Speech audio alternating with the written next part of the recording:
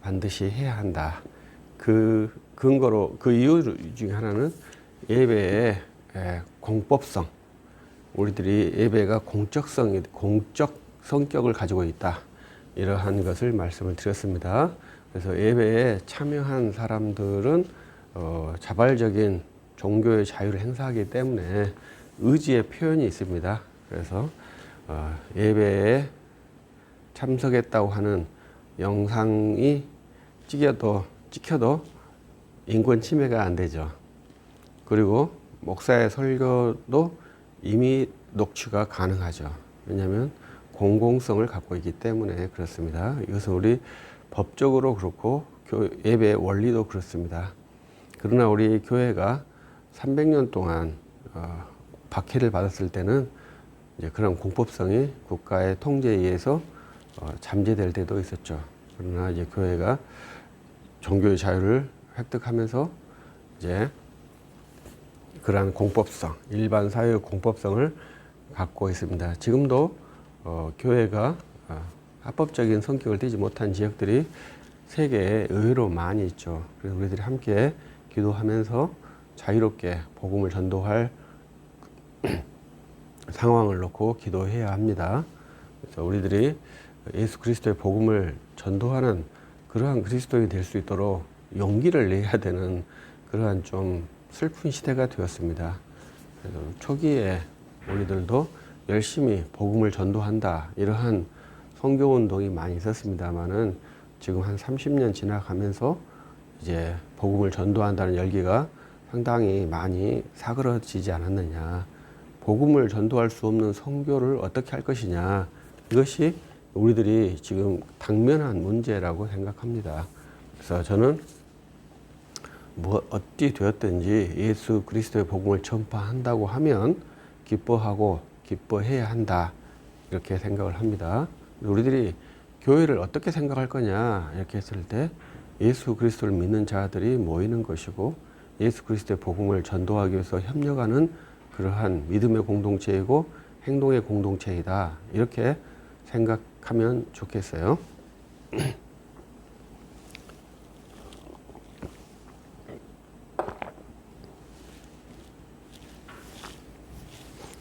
우리 어떤 분이 313년에 콘스탄틴 황제가 이제 밀라노 칙령으로 말미암아 우리 교회의 종교에 자유를 허락해 주었거든요.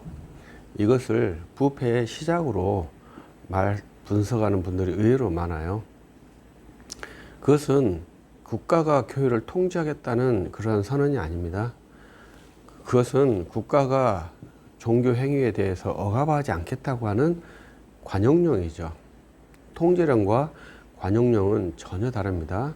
오히려 380년에 기독교를 국교로 공인하면서 교회의 종교를 국가가 취하겠다고 종교를 국가와 동등하게 혹은 국가보다 더 위에 놓는 일을 한 것이죠. 그래서 우리의 교회가 1000년 동안 국가와 교회의 관계에서 치열한 논쟁을 펼쳤고 어쩔 때는 정부보다 더 높은 위치에서 권력을 행사하기도 했었죠. 이러한 폐단이 결국은 교회의 잘못에 의해서 혁파가 되었고 지금은 오히려 국가 아래에 있는 그러한 종교 형태가 되고 있습니다. 그래서 우리들의 대한민국은 다른 나라는 잘 모릅니다만은 단체 허락을 받고 우리들이 교회 행위를 하잖아요. 그래서 세금 납부도 하고 해주고 그러지 않습니까? 국가의 허락을 맡은 것이기 때문에 약간 종속 개념이 있다고 봐야 하죠. 또 종교인들은 세금 신고도 하지 않습니까? 그래서 자기 경제에 대해서 신고해야 되는 그러한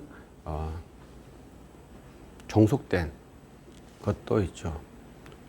그래서 우리들이 국가의 종속된 형태를 갖고 있는 것이 저는 뭐 시대에 어쩔 수 없는 사안이기도 합니다만은 그래서 국가가 우리 종교에 대해서 좀 더 조심하고 좀 더 주의 깊게 행동해야 한다고 생각을 합니다. 그렇지 않는다면 이제 이 종교 간의 문제는 결코 가벼운 문제는 아닙니다. 가장 우리 사람의 저층부에 있는 것이 이제 종교심이거든요. 이것을 지금 우리들이 이 현대 사회에서는 거의 부정을 한 상태예요. 그러나 종교는 가장 우리 사회 문화에서 오랫동안 유지되었던 그러한 인간 본성의 기제입니다. 이것을 무시하는 것은 곧 인간성을 무시한 것이 되는 것이죠.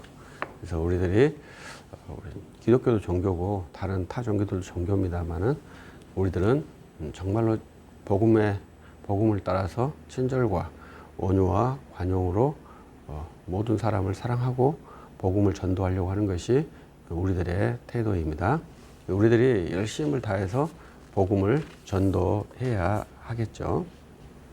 그러기 위해서는 훈련이 매우 필요합니다. 그래서 제가 계속 말하죠. 우리들 독립운동가들 열심히 총 들고 싸운 것으로만 생각하는데요. 정말로 공부를 많이 했다. 역사 공부를 많이 했다. 역사를 알아야 나라를 사랑할 거 아닙니까? 그렇기 때문에 역사 공부를 많이 했죠. 또 우리 80년대 대학생들 정말로 공부를 많이 했습니다. 그래서 그것은 사상을 알아야 무장이 되는 거지 않습니까? 그래서 행동이 되는 것이거든요. 이단들도 얼마나 많이 공부를 합니까? 그것은 지식이 있어야 행동이 나오기 때문에 그렇습니다. 우리 교회는 그만큼 공부를 많이 안 했죠. 그러면 우리들이 이단들처럼 행동할 수가 없다 이 말이죠. 이단들의 열심이 얼마나 큽니까? 그 열심을 우리가 따라가고 싶지만 따라갈 수 없는 이유는 열심이 부족해서 그런 게 아닙니다. 공부를 하지 않기 때문에 그렇습니다. 그만큼 우리들이 공부를 한다면 의식화가 되어서 아주 강력한 행동이 나오게 되어 있습니다. 우리들은 그 아주 강력한 공부 과정을, 학업 과정을 거친다면 우리들의 행동도 반드시 굳건하게 또 치열하게 할 수 있게 될 것입니다. 우리들이 이러한 공부 훈련이 아무것도 아닌 것처럼 느껴지고 이걸 왜 해야 되는지 궁금해 하시는 분들 의외로 많습니다만은 행동을 하기 위해서는 반드시 공부를 해야 합니다. 내가 내 의지에 합당한 행동을 하기 위해서는 반드시 내 의지에 부합된 지식 체계가 내 몸과 마음과 육체에 새겨져 있어야 그것에 행동을 하게 되어 있습니다. 지식이 없는 행동은 없습니다. 본성적인 행동은 하겠죠. 그건 지식이 아니고 본성이니까요. 그래도 그 본성은 자기의 인격이라고 말할 수 있습니다. 그래서 본성에 의한 행동을 우리가 인격이라고 말하지 않고 그것을 오히려 비인격적이다 그렇게 표현을 해요. 왜? 인간은 반드시 인격적인 행동, 지식에 근거한 행동을 해 주어야 되거든요. 그래서 그것을 그렇게 하면 이제 인격적이다 이렇게 표현을 합니다. 그래서 우리들이 공부를 꼭 해 주셔야 됩니다. 누구든지 공부를 해야 합니다만은 특히 교회의 지도자들은 반드시 공부를 해야 합니다. 우리들이 지도자들이 뭐 고난도에 공부를 하는 것 같습니다만은 아주 기본적인 공부를 많이 한답니다. 그것은 왜 그러냐면은 우리가 기본적인 공부를 해야 기초가 있어야 고난도의 기술을 발휘할 수 있지. 고난도의 기술만 배워가지고는 고난도의 기술을 발휘할 수 없답니다. 그것은 스포츠계에도 그렇고 모든 사회 구성에도 그렇고 우리 교회도 그렇습니다. 우리 교회의 지도자들도 매우 기본적인 공부를 계속해서 수행을 해야 합니다. 그래야 우리들이 아주 멋있는 믿음의 모습들을 구현해낼 수 있습니다. 사도신경이 매우 단순하고 간단한 문장처럼 보이지만 이것은 2000년 교회가 해소하지 못한 내용들이 처음부터 끝까지 가지고 있습니다. 그래서 이러한 것들을 우리들이 좀 더 심도 있게 잘 해야 하고 경솔하게 사도신경을 예배 시간에 하는 것이 부당하다. 뭐 이것은 사람이 만들었다, 뭐 천주교가 만들었다, 뭐 이렇게 표현하는 것은 합당한 지식이 아닙니다. 부당한 지식에 자기 의지를 씌워서 주장하는 것은 이제 그것이 이제 왜곡이죠. 왜곡에 의한 독단이 발생하는 것입니다. 이런 것들은 그리스도인은 하면 안 되고 인격자, 지식인도 할 수 없는 것입니다. 그러한 독단을 발휘하는 것은 무식이든지 사기든지 둘 중에 하나가 됩니다. 그래서 가르치는 자가 모르고 힘있게 가르칠 때 그것은 사기가 되거든요. 매우 위험한 것이죠. 그래서 가르치는 자가 신중해야 될 이유 중에 하나예요. 그래서 또 우리 교회는 그 사기 가르침에 넘어가는 그 책임도 당사자에게 있다는 것도 알아야 됩니다. 나중에 이제 우리 그 사도신경에 이제 특이한 것들이 몇 가지가 있는데 그 중 하나가 본디오 빌라도에게 고난을 받으사 이러한 내용이에요. 그래서 주님께서 본디오 빌라도에게 고난을 받았는가? 성경에서 그렇게 추정될 수 있는가? 이게 쉽지 않습니다. 그런데 우리 번역에는 본디오 빌라도에게 이렇게 번역을 해놔서 이것은 좀 성경 가르침과 잘못된 거 아니냐 이렇게 주장하시는 분들이 의외로 있죠. 저는 그것이 좋은 번역이라고 생각을 합니다. 그래서 다른 번역으로는 본디오 빌라도 치하에 있는 시대에 이렇게도 번역을 하죠. 그것은 약간 중립적이지 않습니까? 그래서 예수님께서 고난을 받으셨는데 유대인의 대제사장들에게 의해서 고난을 받으셨는가? 아니면 본디오 빌라도에게 고난을 받으셨는가? 이것은 성경을 보면 마치 본디오 빌라도는 예수님을 살려주려고 노력했고 대제사장들은 죽이려고 노력을 했기 때문에 본디오 빌라도에게 고난을 받지 않은 것처럼 느껴지지 않습니까? 그러나 이것은 국가 운영, 공동체 운영의 체계를 전혀 모르는 것이죠. 그래서 우리들이 교회 공동체의 책임은 누구에게 있겠습니까? 물론 당사자에게 책임이 있겠습니다만 최종적인 책임은 목사에게 있죠. 그걸 잘 이해를 해야 됩니다. 나는 내가 안 했기 때문에 내게 책임이 없어. 이렇게 말하면 이미 그 사람은 지도자의 자격이 없는 것이죠.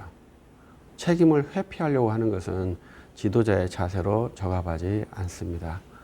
그래서 본디오 빌라도가 예수님을 고난시킨 게 맞죠. 그가 예수님을 살려주려고 노력했다. 협상하려고 했다. 이런 것이 보이지만 그렇기 때문에 본디오 빌라도가 예수님을 고난시키고 죽이지 않은 것이 아니거든요. 사형을 언도한 사람은 본디오 빌라도예요. 아무리 억압을 했고 협박을 했다 할지라도 그것은 본디오 빌라도가 한 결정입니다. 이걸 우리들은 잘 이해를 해야 합니다. 노예는 판단의 자유가 없답니다. 그래서 노예랍니다. 그래서 노예에게는 그러한 말을 가끔 사용할 수 있어요. 그러나 본디오 빌라도는 통치자 개념이 아니라 정복자지 않습니까? 정복자가 피정복인의 그러니까 노예의 소리를 듣고 자기의 의지를 굽힌 것은 상상할 수 있겠습니까? 상상할 수 없는 일입니다. 노예가 정복자의 말을 듣고 의지를 굽히는 것이 자연스러운 것이죠. 그런데 본디오 빌라도는 피정복민들의 주장, 함성에 굴복한 정복자죠. 그건 역사에서 찾기 쉬운 장면이 아닙니다. 그렇기 때문에 본디오 빌라도에게 고난을 받았다. 이 고백을 저는 정확하게 해야 한다고 생각합니다. 그래서 저는 자유자이지 않습니까? 자유자는 누구에 의해서 내가 굴복이 되었다는 말을 사용을 못하게 되어 있습니다. 매우 심각한 고백이죠. 우리들도 본디오 빌라도는 수많은 사람들에 의해서 예수님을 십자가에 못 박은 처형의 명령을 내린 그러한 좀 억울한 사람이지 않습니까? 그리스도인들도 마찬가지죠. 여러 가지 환경들 속에서 피치 못할 사정에 의해서 내가 의지를 굴복한 사례들이 우리는 너무나 많다는 것이죠. 그랬을 때 우리는 그때 상황에 여의치 못해가지고 어쩔 수가 없었어 이렇게 핑계를 하지 않습니까? 그 핑계가 우리가 서로 통용하고 이해가 되기 때문에 뭐 괜찮겠습니다만은, 다른 말로 하면은 나는 노예야, 이렇게 말하는 것이거든요. 그러면 사도 바울이 너희는 노예인가 자유자인가 그렇게 물어보잖아요. 자유자는 결코 율법의 노예가 될 수 없다는 것이 갈라디아서의 가르침이지 않습니까? 그래서 저는 사도신경 안에 이 본디오 빌라도라고 하는 이름이 들어가 있다고 생각을 해요. 우리 교회가 그 핍박 가운데서 얼마나 많은 갈등이 있었겠습니까? 자칫 하면, 예수님 안 믿기만 하면 생명도 안전하고 경제도 부유한데, 그 박해 기간에 예수님을 믿는다는 이유로 생명의 위협을 받고 경제적인 손해를 받아야 되는데, 그 책임을 어떻게 감당을 하겠습니까? 한마디만 하면은 생명의 안정과 경제적 안정이 보장되는데 그 한마디를 못 하는데요. 그래서 300년 동안 박해를 받는 교회가 지켜냈던 그것은 우리는 자유자라고 하는 아주 강한 의식이에요. 세상에서 노예들도 복음에 의하면 자유자예요. 그래서 그분들이 노예 해방을 주장하지 않았어요. 왜? 이미 자유자이기 때문에 노예 해방을 주장할 이유가 없죠. 노예이기 때문에 힘들다고 주장할 필요가 없는 거예요. 왜냐하면 이미 마음 안에는 그리스도의 은혜로 평화가 이루어졌기 때문에. 그래서 우리들이 이 노예 제도가 뭐 나쁜 것처럼, 제가 좋다는 게 아닙니다. 나쁜 것처럼 생각하는데, 세상의 제도가 완전한 게 어디 있습니까? 그렇기 때문에 그 불완전한 세계에서 평안을 누릴 수 있는 방법은, 그리스도인들은 예수 그리스도를 믿음으로 평안을 누리게 되어 있죠. 그래서 예수 그리스도로 말미암아 은혜와 평강이 주어지는 거죠. 세상 조건에 의해서 평안이 주어지는 게 아닙니다. 그래서 크리스천들이 자유자로서 설 수 있었던 것은 본디오 빌라도, 가장 강력한 자유자를 넘은 그러한 정복자, 이 정복자가 굴복을 했기 때문에 예수님이 죽으셨지 않습니까? 우리는 자유자로서 예수 그리스도를 고백하면 그 고백의 대가로 생명이 사라집니다. 그러면 자유를 표현하겠는가? 노예를 표현하겠는가? 이렇게 생각해 보면 좀 마음이 아프지만, 그리스도인들은 담대하게 그리스도를 믿음으로 죄사함의 자유의 의사를 표현했다는 거죠. 그래서 많은 순교자들이 발생을 했어요.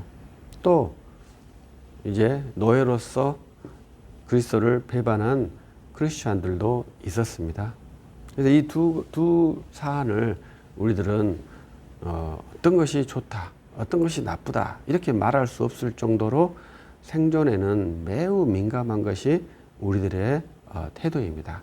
오직 주 예수 그리스도를 믿는 믿음을 가지고 정진하는 것이 그리스도인의 자세지, 순교자니까 만점, 배교자니까 빵점, 이렇게는 말하는 것을 저는 좋아하진 않아요.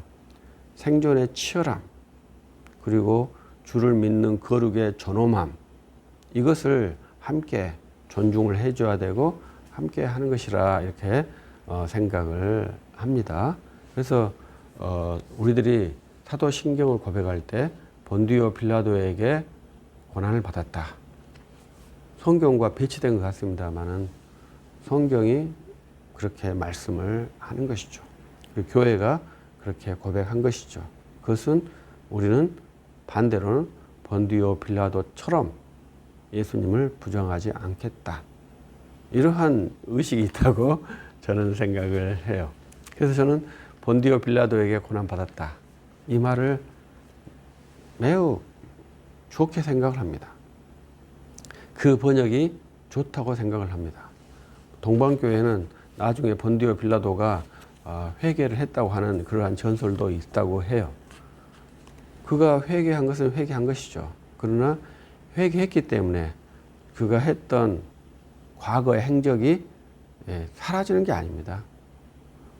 우리들이 천주교 십자가 위에 있는 곳에 어떠한 짐승이 있는가 아시나요? 닭이 있잖아요. 닭. 왜 닭이 있다고 합니까? 그건 베드로 사도가 예수님을 부인하고 닭이 울었다. 이거에 근거해서 십자가가 닭이 있다는 거 아닙니까? 교회가 항상 베드로 사도의 실수를 새기라고 닭을 거기에다 보이는 데가 올려놨다는 거 아닙니까? 공관복음서에 베드로 사도가 실수가 얼마나 많은가요? 사도 바울도 베드로 사도의 실수를 그대로 저격했지 않습니까? 그런데 베드로 사도는 사도 바울의 글을 읽을 때 조심하라고 경고를 하지 않습니까? 베드로 사도처럼 실수를 많이 해갖고 그 실수를 공관복음서에 다 적었는데 베드로 사도께서 그거에 대해서 어떤 불만을 표현했겠습니까? 내가 이렇게 되어서 주께서 유익하다면 나는 망가져도 된다는 그러한 의식이 있으니까 우리들이 기쁘게 자기의 모든 치부를 다 드러내죠. 왜? 그것이 주님을 위한 것이라면 우리가 무엇을 못하겠습니까? 우리들이 힘써서 주 예수 그리스도를 믿는 사람인데 이 주 예수 그리스도는 1세기에도 생명과 결부되었고 지금도 생명과 결부되어 있습니다. 예수님을 믿는다 고백하면 마치 내 생명이 잃을 것처럼 그러한 경험을 하게 되는데 그러한 믿음의 결단을 통과하지 않고서는 그리스도인이 되기가 될 수가 없죠. 그러한 믿음의 갈등 없이 그리스도인이 되신 분들, 그리스도인이라고 하시는 분들은 늘 의외로 있죠. 그러나 그러한 고비를 반드시 넘어야 합니다.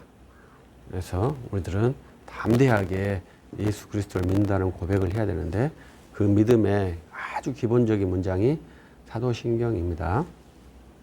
제가 우리 초대교회 순교를 말해서 그렇습니다만 모든 종파는 순교자가 있습니다. 우리 장로교회도 순교자가 많아요. 천주교들도 순교자가 많죠. 그래서 어떤 선교회에서는 순교해야 한다고 주장하시는 분들이 있더라고요. 그래서 제가 그 선교회 세미나 가가지고 순교해야 한다고 계속 1시간 동안 강의하니까 바로 듣고 이 선교회는 안 된다. 그래서 나와버렸어요. 우리는 순교하기 위해서 선교하는 게 아닙니다. 예수 그리스도를 전도하기 위해서 사역을 하는 것이죠. 그 자리가 순교의 자리라면 피할 수 없고 주께서 또 은혜를 주시면 어떻게 취할 수 있는 것이지 내 의지로 그걸 하겠다고 훈련하는 것은 저는 부당하다 생각해요.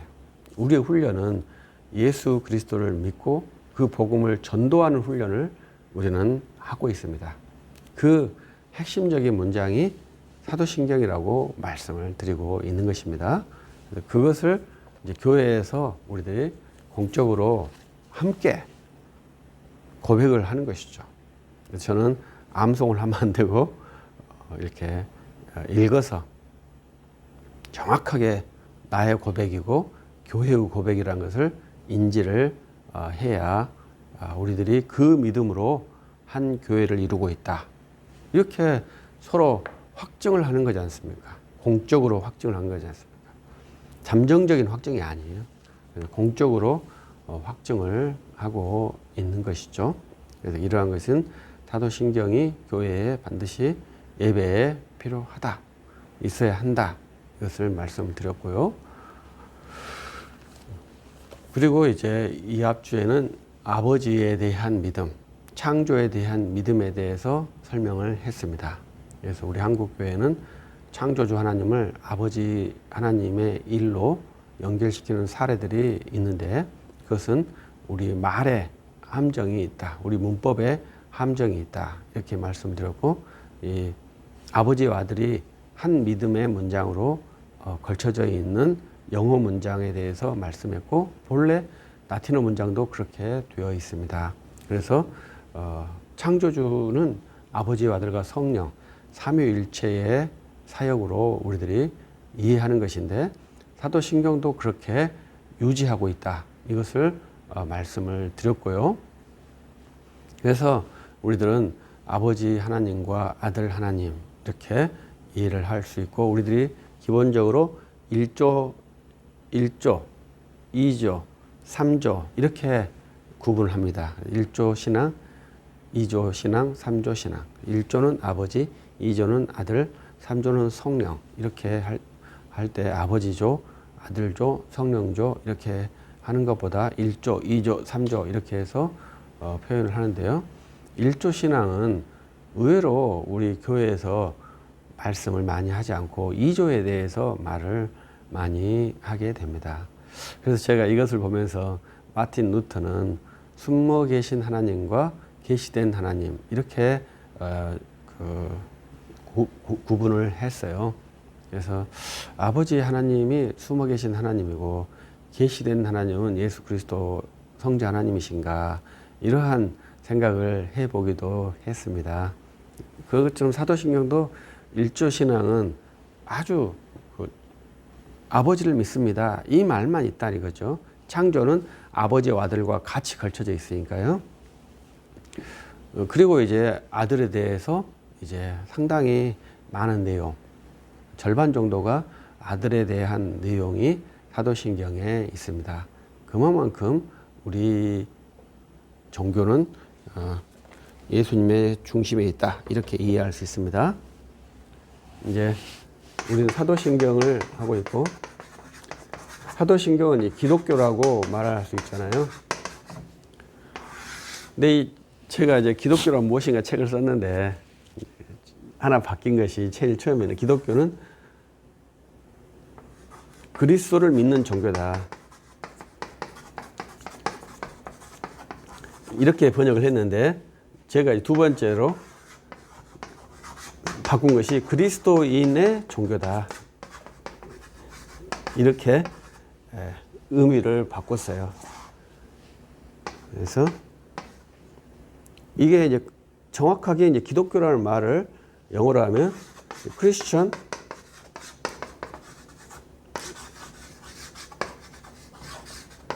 릴리지언이니까요. 크리스천의 종교지 않습니까? 그래서 그리스도인의 종교, 이것을 우리가 번역할 때 기독교라고 이렇게 번역을 했더라고요. 그래서 그리스도인의 종교 이렇게 되는데, 그리스도이니까 이 그리스도에 대한 내용이 상당히 많죠. 그리스도인은 그리스도를 믿는 사람이죠. 그래서 그리스도인이 누구를 믿는가 이렇게 했을 때 예수 그리스도를 믿는다, 이렇게 이해하신다면 우리의 종교에 대해서, 이 종교니까요, 예수 그리스도를 믿으면 종교가 되고 예수 그리스도를 따르면 윤리 종교가 됩니다. 또 하나님을 믿으면 유일신 종교가 됩니다. 우리 교회의 도전은 유일신 종교와 윤리 종교가 우리 현재 우리들에게 가장 무서운 도전에 있다고 생각을 합니다. 그래서 우리는 예수 그리스도를 믿는 그러한 형태로 예수 그리스도를 믿는다고 말하지 못하는 그러한 교회의 수준에 좀 아쉬움이 저는 너무나 많아요. 한 예는 성도와 제자를 나누는 사람들이 있어요. 성도는 예수 그리스도를 믿는 사람이고 제자는 예수 그리스도를 따르는 사람이라고 한답니다. 어떤 것이 좋습니까? 예수 그리스도를 믿고 예수 그리스도를 따라야 된다는 것이죠. 그게 말이 맞는 것 같습니다만은 좀 부당하죠. 성도와 제자는 같은 말이죠. 그래서 우리는 예수 그리스도를 믿는 것이고 예수 그리스도를 믿음으로 완전한 구원에 이르는 그런 그리스도인입니다. 그래서 우리들이 예수 그리스도를 믿는다고 하는 것을 부끄럽게 생각하면 안 됩니다. 우리는 힘있게 예수 그리스도를 믿는다고 말을 해야 되고 고백을 해야 되고 전도를 해야 합니다. 예수 그리스도를 믿으라고 전도를 해야 합니다. 그것이 곧 우리 일인데 사도신경에는 그러한 훈련이 잘 되어 있다. 이렇게 생각을 합니다. 먼저 제 책에는 독생자라고 이렇게 번역을 해놨어요. 그래서 왜 그렇게 했냐면 우리 사도신경에는 외아들이라고 번역을 했기 때문에 그렇습니다. 이 번역이 안 좋은 번역이죠. 그래서 독생자라는 번역은 이제 독자하고 죄송합니다. 우리는 기본적으로 독자라는 말을 써요. 근데 우리 번역자들, 성경 번역자들이 예수님은 독자가 아니라 이렇게 생각한 것이죠. 그렇기 때문에 독생자라는 말을 쓴 겁니다. 아주 특이한 용어죠. 그래서 예수님은 외아들은 이제 독자가 되는 거죠. 우리 번역은 이제 그렇게 해놨어요. 근데 나중에 이제 독생자라고 우리들이 번역해서 사용하고 있는데 우리들은 사도신경에 그대로 외아들이라는 번역을 사용하고 있습니다. 그래서 예수 그리스도께서 하나님의 독자 이러한 개념을 가지고 있는데 가끔 우리 주일학교 때 예수님의 어머니는 누구야? 이렇게 질문을 하기도 하죠. 예수님의 아버지가 있으면 아버지의 아버지가 있는 것은 있지 않겠어? 이러한 질문을 하죠.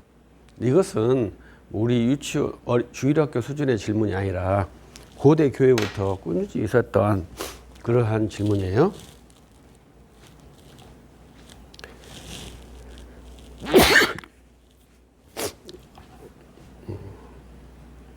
죄송합니다. 약간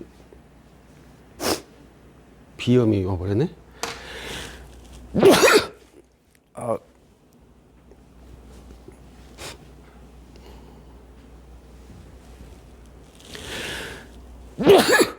죄송합니다. 나이를 먹으니까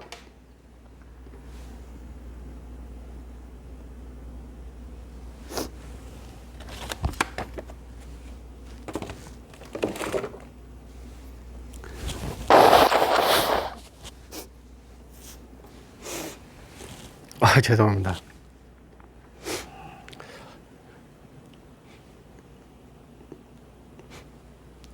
원래 제가 비염이 없었는데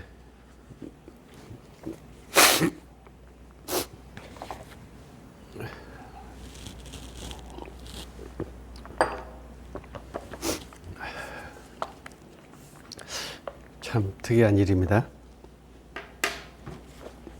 죄송합니다.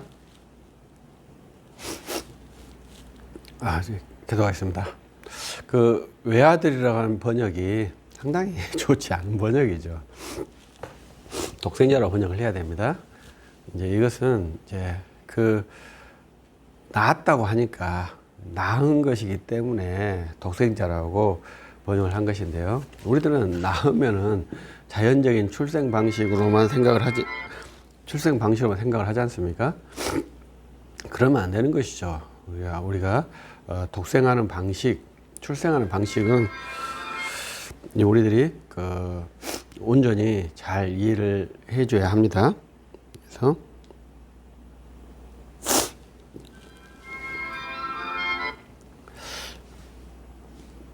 참나 이거 죄송합니다. 제가 전화기도 무음으로 하는데 어제 일을 하다가 소리를 그 외아들이라고 하는 번역이 상당히 좋지 않은 번역이죠. 독생자로 번역을 해야 됩니다.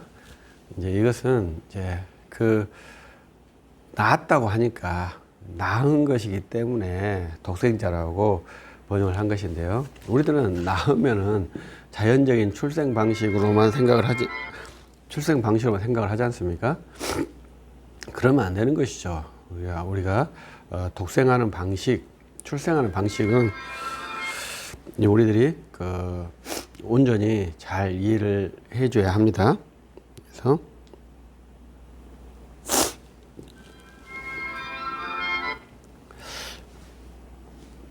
참나 이거 죄송합니다. 제가 전화기도 무음으로 하는데 어제 일을 하다가 소리를 켜놨더니 좋은 번역이 아니고요, 독생자라고 번역을 해야 합니다. 그래서 이제 낳았다고 하니까 우리 자연적인 출생 방식으로 생각하는 거죠. 왜냐하면 우리는 경험을 그렇게만 하니까요. 그러나 아버지와 아들의 낳으심의 관계는 그러한 출생이라고 우리들이 번역을 합니다. 이제 다를 때는 이제 출생을 하지 않고 발생이라고도 번역을 해요. 영어로는 generation이라는 말을 쓰거든요. 그렇기 때문에 이제 우리가 일반적인 낳았다는 표현과 아버지께서 아들을 낳으셨다는 표현은 전혀 다른 개념입니다. 그래서 가장 큰 차이는 뭐냐면, 엄마가 아들을 낳으면 엄마와 아들의 관계가 끊어지는 거잖아요. 탯줄에 있다가 탯줄이 딱 끊어짐으로써 끊어지는 것이고, 우리 성경 말씀에 의하면 자녀가 부모를 떠나야 되는 것이 이제 완전 끊어지는 것이 원리잖아요. 그러나 이 독생자의 가장 큰 특징은 낳으심이 영원한 거예요. 끊어지지 않아요. 그게 이제 독생자 이해에 매우 중요한 것입니다. 그래서 우리들이 낳았다는 것을 그대로 받아들이면, 낳으시면 그 관계가 끊어지는 것으로 이해를 합니다. 그것이 우리들의 기본적인 언어의 이해예요. 그래서 우리들은 언어를 가지고 믿음 생활을 하는 게 아니거든요. 믿음을 가지고 믿음 생활을 하거든요. 언어의 내용은 낳았다 하면 딱 끊어지기 때문에 이 언어로 신앙생활을 하게 되면, 아버지가 아들을 낳았으니까 낳은 뒤에는 반드시 뭐가 있어요? 순서가 발생하게 됩니다. 그것이 이제 아리우스가 주장한 거예요. 아버지가 아들을 낳았기 때문에 낳기 전에 상태가 있었다고 주장을 한 거예요. 그래서 아버지보다 아들이 좀 더 뒤에 있었다. 이게 아리우스 이단의 특징이에요. 근데 그것을 이제 우리는 일체로 번역을 했던 거죠. 근데 사도신경에는 그 갈등이 나타나질 않아요.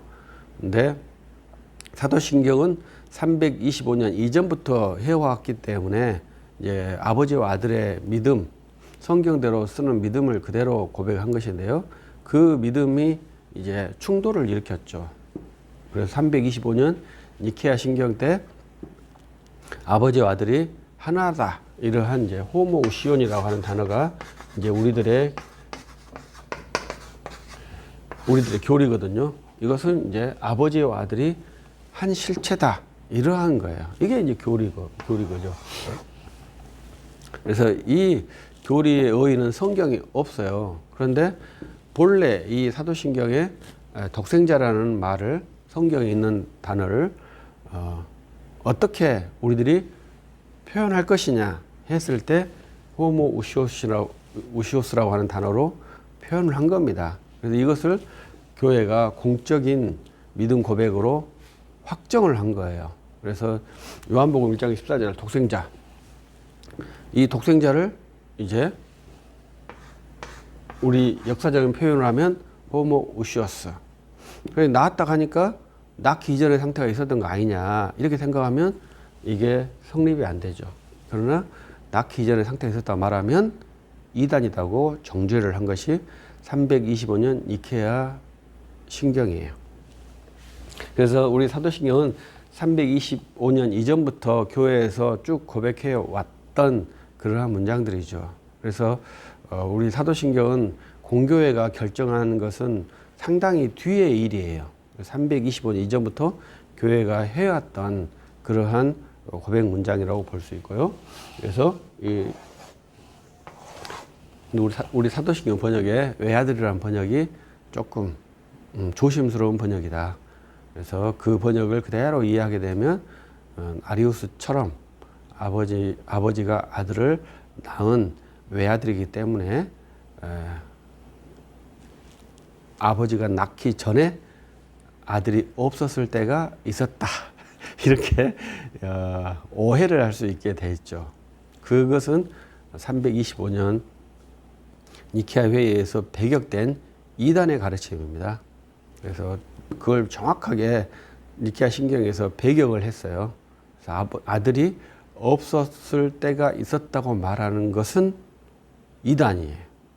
매우 주의해야 될 번역이 이 아들의 이해예요. 그래서 이 외아들, 독생자의 개념은 우리들이 사람의 출생 방식으로 이해하게 되면 자연스럽게 뭐 없었을 때가 있을 수가 있지 이렇게 말하는데, 이 독생자는 그러한 자연 출생 방식의 낳으심이 아니라 하나님의 독특한 출생 방식이에요.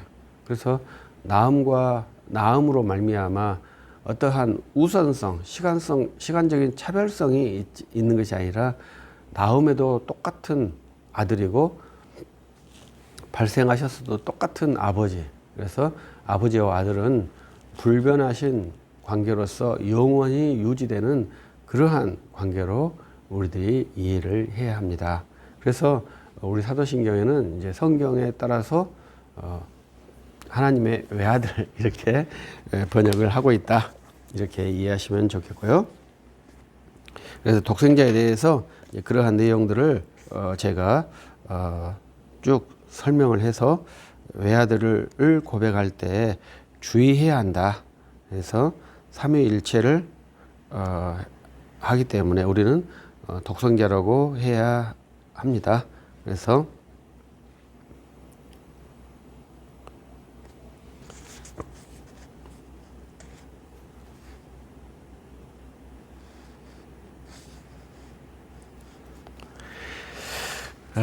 근데 제가 또 좀 특이한 사람이라 우리가 이런 말도 제가 써놨네요. 독생자를 믿는 것이 아니라 독생자의 이름을 믿는다. 이러한 말도 써놨네요. 네, 이것도 여러분들이 조금 더 깊이 생각을 해 주시길 바라고요.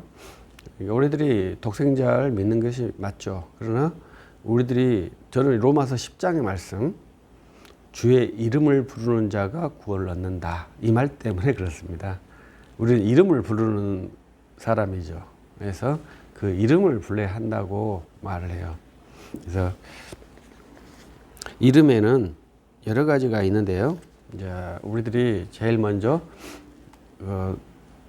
모세가 하나님께 당신은 누구십니까? 이렇게 했을 때 나는 여호와라 이렇게 말씀을 해주시죠. 그 여호와라고 하는 말씀, 출애굽기 3장 14절의 말씀에 그때 주님이 자기의 이름을 가르쳐 주셨다는 거잖아요. 그런데 그 가르쳐 주신 이름을 이스라엘 백성들이 잃어버렸잖아요. 그 음가를 소실했습니다. 그래서 4개의 글자는 있는데 그 글자를 읽을 수가 없죠. 추정을 야훼로 추정을 해서 읽습니다. 그건 추정치라고 하거든요. 추정치로서는 안 된다는 것을 유대인들이 알고 있어요. 그래서 유대인들은 하셴 그렇습니다. 그런데 요엘서에 보면 그의 이름을 부르는 자가 구원을 얻지 않습니까? 근데 이름을 못 부르잖아요. 왜? 이름을 모르니까요. 그런데 로마서 10장에서는 너 똑같이 주의 이름을 부르는 자는 구원을 얻으리라 이렇게 말씀하셨잖아요. 근데 우리는 내 구주의 이름을 알지 않습니까? 우리 구주의 이름은 예수님이셔요. 그래서 우리 특이하게 우리 한국교회는 예수라는 이름이 상대적으로 많습니다. 그래서 우리는 처음에 기독교로 하지 않고 예수교라고 시작을 했어요. 근데 그것은 이제 우리들이 선교가 굉장히 강했기 때문에 예수님이라고 하는 이름이 그렇게 가볍고 일상적으로 들렸습니다. 그러나 초대교회는 예수님이라는 이름을 잘 못 불렀다고 합니다. 왜? 이름은 신성체지 않습니까? 신성하지 않습니까? 이름을 못 부르고 그리스도라고 부른 거죠. 직분을 부른 겁니다. 그래서 옛날 책을 보면 예수님보다 그리스도라는 이름이 많이 나와요. 그것은 뭐 다른 게 아니라 그리스도가 이름을 못 부르니까 감히 예수님이란 이름을 못 쓴 거예요. 그러나 이제 근대화가 되면서 이제 이름에 대해서 좀 더 사람들이 느슨해진 거예요. 그래서 예수님이란 이름을 어떻게 보면 경솔하게 쓴 거거든요. 그러나 분명한 것은 그 이름을 불러야 구원을 이루는 거예요. 우리들이 그걸 잘 알아야 되죠. 예수님의 이름은 경솔하게 부르면 안 되죠. 왜? 우리 구주의 이름이니까요. 그래서 우리들이 이 구주의 이름을 부를 수 있도록, 독생자의 이름을 부를 수 있도록 믿음의 힘을 내야 되죠. 그래서 담대하게 예수를 믿는다고 고백하고 주의 이름을 부르면 되는 것이죠. 그러면 주의 말씀을 계시의 말씀에 따라 우리들이 구원을 얻게 되는 것이죠. 그래서 우리들이 예수, 우리 한국은 예수 그러죠. 그 다음에 스페인은 헤수스, 영어로는 지저스, 아랍어는 이사 이렇게 부르는데 모든 이름이 고정되어 있지 않고 민족마다 다르게 예수님의 이름이 불러지더라도 그 이름을 부르는 자는 구원을 받습니다. 왜냐하면 복음은 열방의 종교거든요. 그래서 모든 사람들이 지역마다 구주의 이름이 음가가 다를 수도 있지만 그 이름을 부르는 자가 구원을 얻습니다. 그래서 그 이름이기 때문에 제가 독생자를 믿는 자마다 이렇게, 근데 요한복음에서도 그 이름을 믿는 자들 이렇게 되잖아요. 이름을 믿잖아요. 그 이름을 믿는다. 그래서 예수님을 믿는 것입니다. 그래서 우리가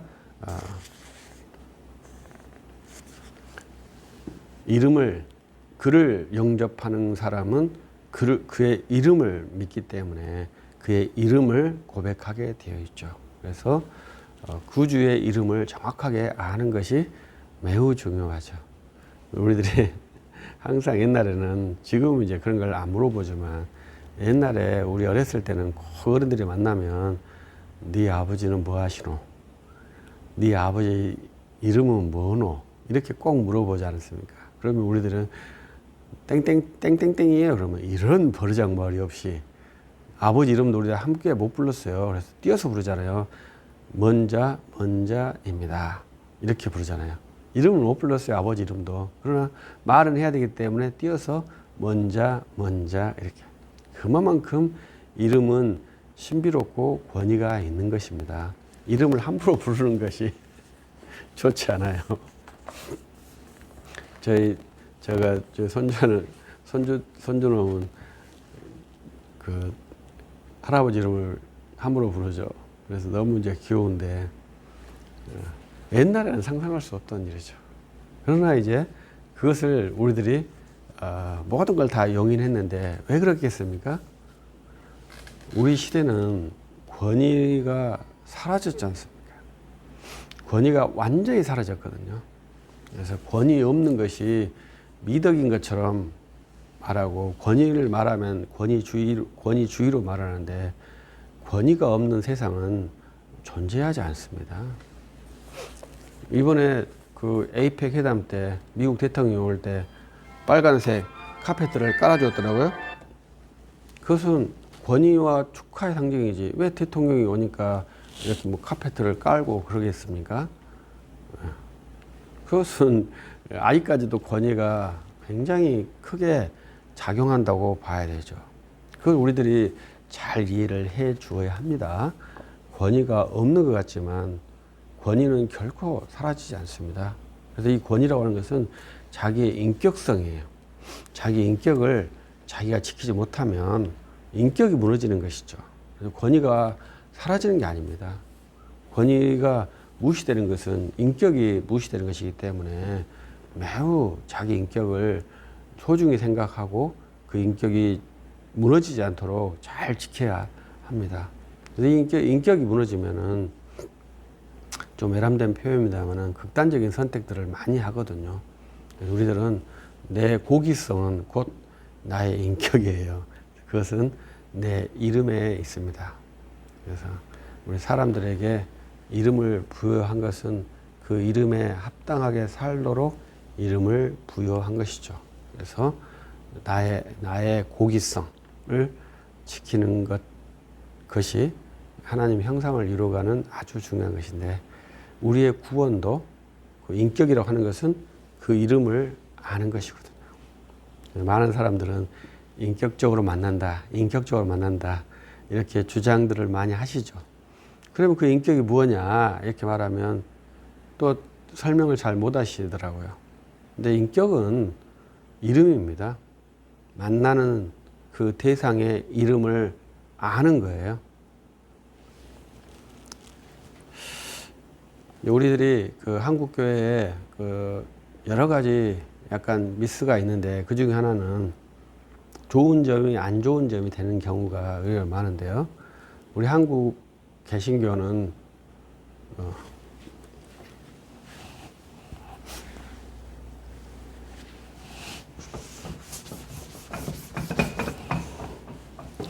신이라는 단어를 본래는 하느님이라고 썼습니다.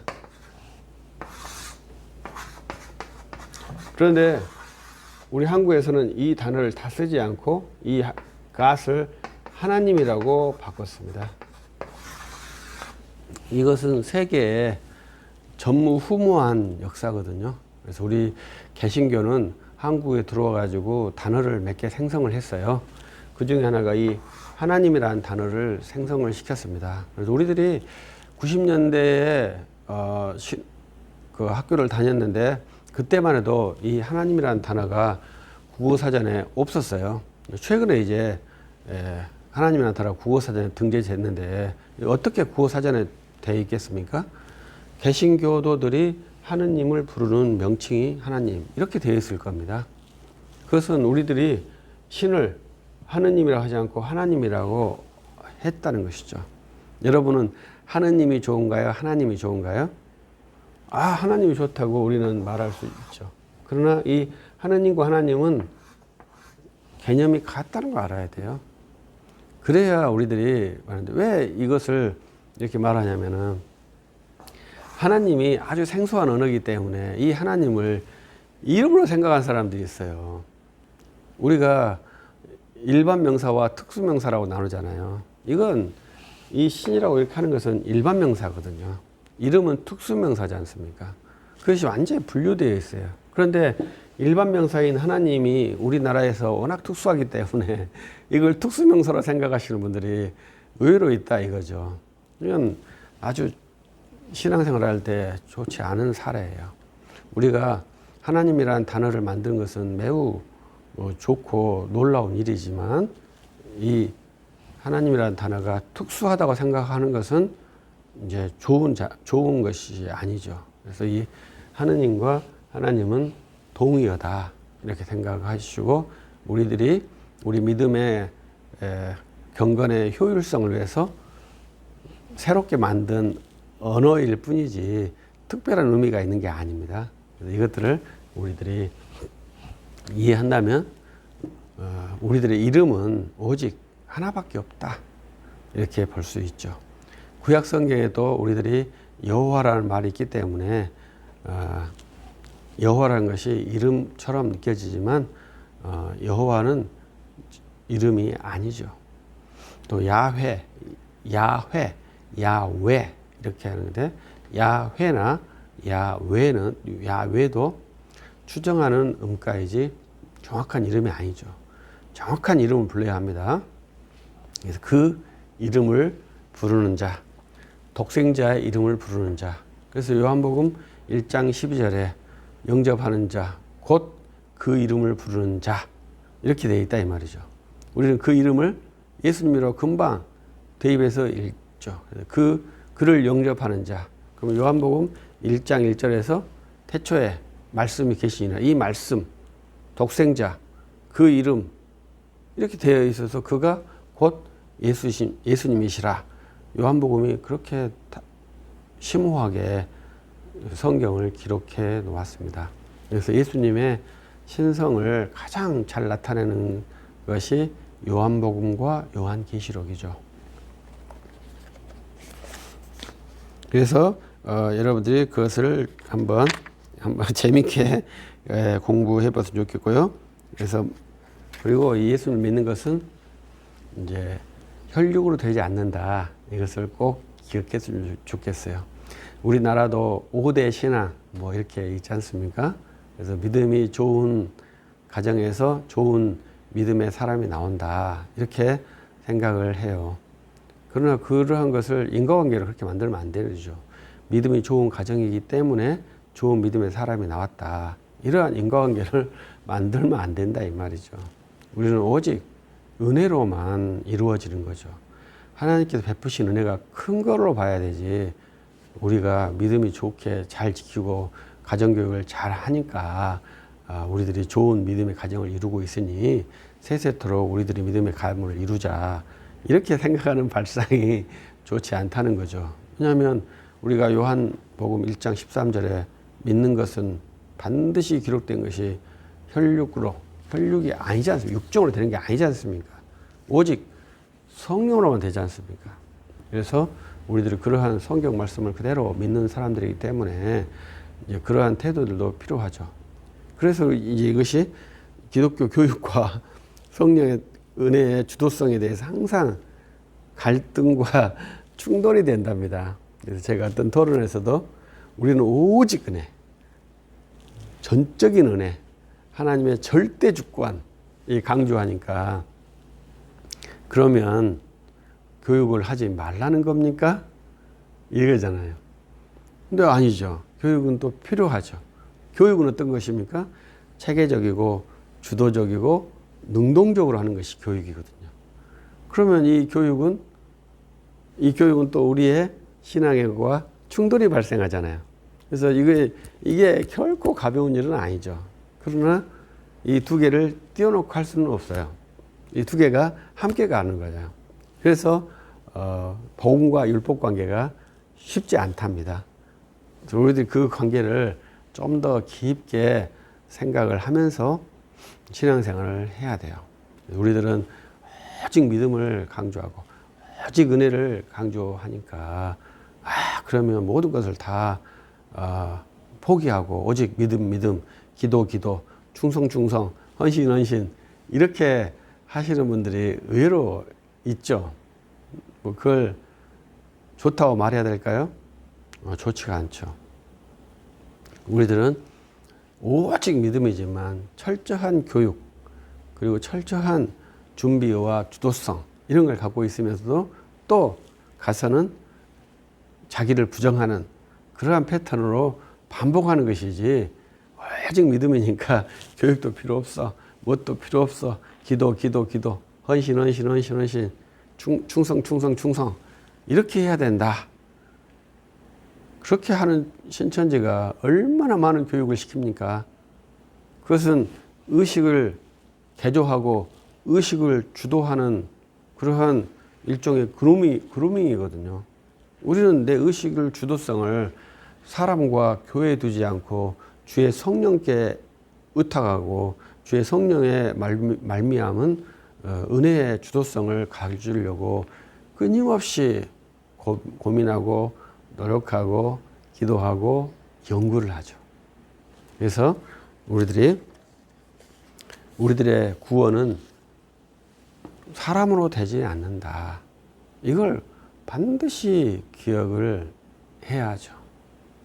그래서 저는 교회 목사인데 교회 목사의 가장 큰 병이 뭐겠습니까? 사람이 많이 모으면 좋아한다. 사람이 많이 모으면 좋다고 생각하는 거예요. 그게 목사의 아주 큰 병이라고 저는 생각합니다. 한국만 그러는지 다른 나라 그러는지 아직까지는 잘 모르겠습니다만은 우리 한국에 있는 목사님들은 사람이 많이 모이는 것을 좋아하는 싫은 것 같아요. 저도 사람이 많이 모이는 것을 좋아해요. 근데 사람 많이 안 모이죠. 네, 제가 사람 많이 모이는 행동을 하지 않으니까요. 그런데 우리 교회는 사람이 모이는 것이 아니잖아요. 그리스도인이 모여야 되지 않습니까? 그 교회에 모이는 사람이 그리스도인이라는 보증이 없잖아요. 그래서 이 사람이 많이 모으는 것을 이제 동원하는 것인데, 이 동원을 통해서 우리들이 조직을 운영해 가지고 교회를 이룰 수 있겠죠. 그러나 그 교회라고 말하기는 좀 적당하지 않지 않겠습니까? 교회는 주의 성령으로 말미암아 주 예수 그리스도를 이름을 믿고 그 십자가의 보혈에 감동해서 그 주님을 전도하려고 노력하는 그러한 형제들이 협력하여서 함께하는 것이 교회라고 봐야 되죠. 그러나 이 두 개의 관계를 이러니까 이렇고 저러니까 저렇고 이것만 해도 좋지 않아. 많이 모으면 나쁜 거 아니잖아. 아니야. 그건 아니고 오직 그리스도만 모여야 돼. 이렇게도 말할 수 없다 이거죠. 그래서 우리들이 사역이라고 하는 것이 그렇게 간단한 문제가 아닙니다. 그래서 이 교회가 총합적인 것이죠. 근데 우리 신학은 학문은 그렇게 하면 안 되죠. 학문은 매우 세련되고 정확하게 해야 되죠. 그래야 우리들이 학문을 하는 것인데 이 학문을 그대로 현장에다 적용할 때가 문제는 것이죠. 그 현장에 적용할 때는 현장 상황을 매우 많이 고려해야 되고 인간의 본성들을 저는 존중해야 한다고 생각을 합니다. 그래서 함께 교회를 이루어가는 것이죠.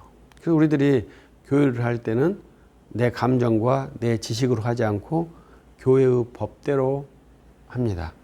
그래야 저 사람에 대한 판단에 저 사람이 인격이 손상되지 않죠. 내 감정대로 내 지식대로 판단을 해버리면 그 사람의 인격이 손상되잖아요. 우리들이 언연할 때 법과 절차를 따르는 이유는 그분의 인격을 존중하기 때문에 그러는 것이죠. 그래서 언제든지 우리는 인격에 피해를 받았다고 하면 표현을 해줘야 되는 것이죠. 그래서 상대방이 그것을 반복해서 하지 못하도록 배려해 줘야 되고 나도 그들에 의해서 반복적으로 피해받는 것을 경험하지 않도록 나도 보호해야 되는 것이죠.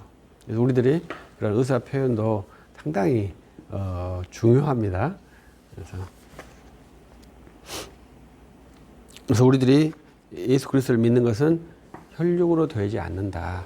그래서 이 독생자라는 죄송합니다. 독생자라는 이 말이 매우 중요한 신학적인 함의를 가지고 있어요. 매우 복잡합니다.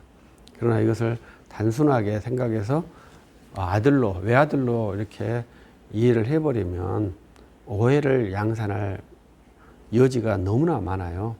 그래서 우리 사도신경을 고백할 때 아버지와 아들 관계를 낳았다. 이 관계에서 시간적이나 어떠한 차이의 관계로 이해하면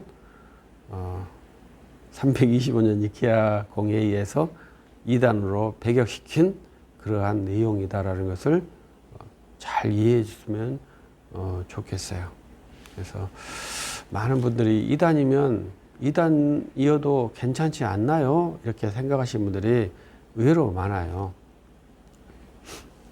그것은 아주 좋은 이해가 아니죠. 교회가 이단으로 규정한 것은 그것이 복구되지 않는 이상은 행정적으로 법적으로 이단인 것이죠. 이단으로 정죄되었지만 복구된 사례도 있고요. 복구되지 않는 사례도 있습니다. 가장 기본적으로 우리 같은 케이스는 이단으로 정죄되어 가지고 복구되지 않는 상태죠. 이제 1521년 보름스 회의에서 마틴 루터를 이단으로 결정했고, 그 다음에 1564년 이때 트렌트 공회의에서 이제 그 무리들을 다 이단으로 정죄를 했거든요. 이신칭의를 믿으면 로마 가톨릭 교회에서는 이단이에요. 그러면 이제 우리는 예수 그리스도를 합당하게 믿는 그러한 종교이고 그것을 믿지 않는 사람들은 우리는 배격한다고 말을 할 수 있죠. 그래서 결코 가벼운 일이 아닙니다. 그래서 우리들이 이신칭의를 믿는 그러한 크리스찬으로서 담대하게 해야 되는데, 이신칭의가 무엇냐 이렇게 말하면 저는 예수 그리스도 죄사함의 구주가 예수 그리스도시다, 이걸 밝히는 것이 저는 이신칭이라고 생각을 해요. 그 전에는 죄사함은 교회의 신부가 한다 이렇게 했다 이 말이죠. 그러나 종교개혁가들은 죄사함의 구주는 예수 그리스도시니 교회가 그 권한을 임의로 사용하지 말라는 거예요. 우리들이 함께 경솔하게 다른 사람의 죄를 재단하거나 죄에 대해서 어떠한 명령을 내리지 않지 않습니까? 오직 성도가 목사와 함께 기도하면서 내 양심을 어떻게 유지할 것인가 긴밀하게 고민하고 주님 앞에 또 모든 사람들 앞에 흠없이 살고자 꾸준히 노력하는 것이 우리들의 삶이 되는 것이죠. 그 과정에서 무엇이 드러나야 하는 것인가? 교회의 가르침이 정당하다는 것이 드러나야 할 것인가? 저는 그렇지 않다고 생각하시죠. 그 과정에서 예수 그리스도의 이름이 드러나도록 노력하자. 우리가 예수 그리스도를 믿고 있다. 그것을 증명해 보자. 우리가 바른 교회다. 우리는 합리적인 교회다. 이것을 증명하려고 노력하지 말고 예수 그리스도를 믿고 있다. 우리는 예수 그리스도를 증거하고 있다. 이걸 한번 세상 사람들에게 증명을 해보면 좋겠다. 그래서 안디옥 교회에서 그리스도인이라는 조롱의 명칭을 얻었지 않습니까? 우리 한국이 받은 명칭은 교군, 교회당을 믿는 사람들, 연애당, 교회당에서 연애하는 것들, 이러한 명칭을 얻었지 않습니까? 그리스도를 믿는다고 하는 결정을 우리 한국교회는 믿지 못했는데 우리 한국교회가 예수 그리스도를 믿는 그러한 집단이구나. 이게 조롱이든지 존경이든지 어떤 형태든지 우리 한국교회가 예수 그리스도를 믿는 그러한 집단이구나. 이렇게 교회가 평가된다면 주님께서 인정하는 교회가 되지 않을까 이렇게 생각을 해봅니다. 오늘은 여기까지 하겠습니다. 기도하겠습니다. 전능하신 하나님 감사합니다. 우리를 사랑해 주시고 함께해 주셔서 이 클래스에 함께 하게 된 거 감사합니다. 우리 얼굴은 보지 못하고 함께 있습니다만은 서로가 기억이 되고 서로가 위에서 기도하며 협력할 수 있도록 은혜를 주옵소서. 참여한 종들 기뻐해 주시고 함께 해주시고 나오고 주 예수 그리스도 이름으로 기도합니다. 아멘. 마치겠습니다.